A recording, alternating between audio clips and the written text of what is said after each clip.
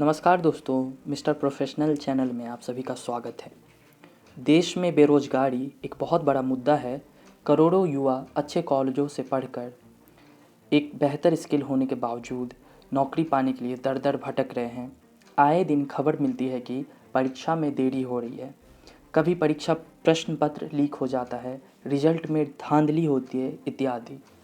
हाल में एक खबर जो कि अब व्यापक रूप ले चुकी है, जो कि छात्र के बेरोजगारी से जुड़ी है, जिस खबर के बाद केंद्र सरकार और राज्य सरकार दोनों के लिए सिरदर्दी बढ़ चुकी है।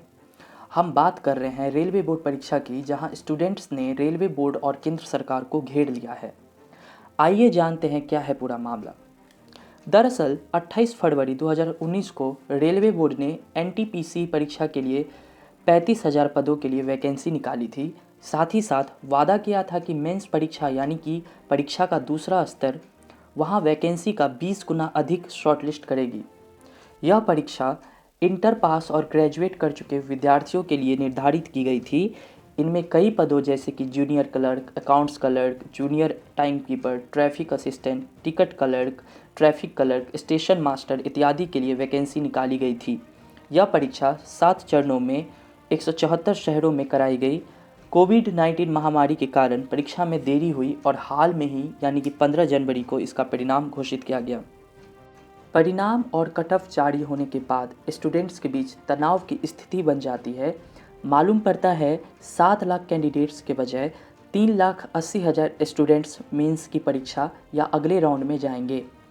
यानी कि इससे स्पष्ट होता है सरकार द्वारा एक कैंडिडेट को विभिन्न पदों के लिए चयनित किया गया है। सरकार पर भड़के स्टूडेंट्स सड़कों पर आ जाते हैं और जमकर विद्रोह करते हैं। कई जगहों पर पुलिस के साथ पथराव और रेलगाड़ी में आगजनी की तस्वीर भी सामने आई है। सबसे ज़्यादा यह हिंसा बिहार के गया, आरा में देखी गई। वहीं उत्तर प्रदेश के प्रयागराज से हिंसा की तस्वीर आई है। पुलिस की कार्रवाई पर भी लोगों ने सवाल उठाया। परिणाम स्वरूप यूपी में 6 पुलिस वालों को बर्खास्त कर दिया गया। वहीं बिहार में 100 लड़कों पर एफआईआर दर्ज हुई और यूपी में 1000 लोगों पर मुकदमा दर्ज हुआ है। आपको बताते चले, यह हिंसक भीड़ और भी ज़्यादा उग्र हो गई जब रेलवे बोर्ड ने ग्रुप डी की परीक्षा की तिथि घोषित करते हुए एक और स्तर की परीक्षा ऐलान करती है, जो पहले राउंड 1 तक ही होती थी। क्या है आरआरबी? आरआरबी एक संस्था है जो कि केंद्र सरकार के अधीन काम करती है, जिसका मकसद भारत में स्टूडेंट्स को रेलवे फील्ड में रोजगार देना है। परीक्षा की तिथि से लेकर वैकेंसी जारी करना इसी संस्था का काम है।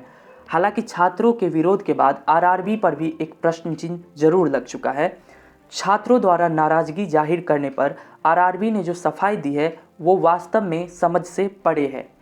आरआरबी ने सफाई में बस इतना कहा कि सभी पदों के लिए कैंडिडेट्स भरने जरूरी थे, इसलिए उन्होंने एक कैंडिडेट को विभिन्न पदों पर चुना। फिलहाल आरआरबी के chief executive officer VK Tripathi हैं। केंद्र सरकार की तरफ से रेलवे मंत्री अश्विनी वैष्णव ने छात्रों से शांति की अपील की और फौरन एक कमेटी बनाई। रेलवे मंत्री ने छात्रों को शिकायत और सुझाव दर्ज कराने के लिए आमंत्रित किया है। इसकी अंतिम तारीख 16 फरवरी 2022 को दी गई है। वही कमेटी की रिपोर्ट 4 मार्च को आएगी। अब देखना होगा छात्र शांति अपील को मानते हैं या फिर विद्रोह जारी रखेंगे। कोचिंग संस्थानों के शिक्षक के खिलाफ मुकदमा दर्ज। वहीं दूसरी ओर राज्य सरकार एवं पुलिस इस हिंसक विद्रोह के पीछे कोचिंग संस्थानों के शिक्षक पे संदेह करते पाई गई है। इतना ही नहीं, 6 शिक्षकों पर एफआईआर भी दर्ज कराया गया, जिसमें सबसे परिचित चेहरा खान सर का नाम उछाला गया है। खान सर पेशे से एक शिक्षक हैं जो विद्यार्थियों को कंपटीशन की तैयारी करवाते हैं, लेकिन उनको प्रसिद्धि यूट्यूब से मिली, जहां उनके चैनल पर सैकड़ों एजुकेशनल वीडियो उपलब्ध हैं। इसके अलावा एसके झा, नवीन अमरनाथ, गगन प्रताप, गोपाल वर्मा का नाम एफआईआर में शामिल है। मेरी राय, वास्तविकता यह है कि रेलवे को हमेशा से अधिक रोजगार उत्पन्न करने वाला प्लेटफॉर्म माना गया है। हर साल हजारों लाखों रेलवे में नौकरी पाते हैं, लेकिन दूसरी ओर यह भी सच्चाई है कि कंपटीशन बहुत ज़्यादा है। 2021 में हुई एनटीपीसी परीक्षा में 1 करोड़ 15 लाख स्टूडेंट्स ने फॉर्म भरा। कोविड महामारी में बेरोजगारी दर और भी ज़्यादा बढ़ चुकी है। ऐसे में सरकारों से उम्मीद की जाती है कि वो परीक्षा जारी करने से पहले प्रतिबद्धता निर्धारित करे और पारदर्शिता बनाए। लेकिन रेलवे बोर्ड ने जिस तरह से छात्रों के बीच तनाव उत्पन्न किया और पारदर्शिता में फिसड्डी साबित हुई, उसके लिए जांच अवश्य होनी चाहिए और गैर जिम्मेदाराना पाए जाने पर केंद्र सरकार द्वारा इसके सदस्यों पर कार्रवाई भी करनी चाहिए। अन्यथा बेरोजगारी में हो रहे विद्रोह के लिए केंद्र सरकार ही जिम्मेदार पाई जाएगी। वहीं मुझे लगता है कि पुलिस जिस तरह से कोचिंग संस्थानों के टीचर्स को धर पकड़ करना चाहती है, उससे राज्य में लॉ एंड ऑर्डर और बिगड़ सकती है, क्योंकि शिक्षकों का ज़मीनी स्तर पर छात्रों से मजबूत जुड़ाव होता है और सबको पता है कि खान सर जैसे शिक्षकों पर बिना सबूत के गिरफ्तार करना पुलिस की बहुत बड़ी भूल हो सकती है। स्टूडेंट्स को भी अब 4 मार्च तक का इंतज़ार करना चाहिए और परिणाम अपने पक्ष में ना आने पर विद्रोह के लिए ठोस कदम बढ़ाने की ज़रूरत है।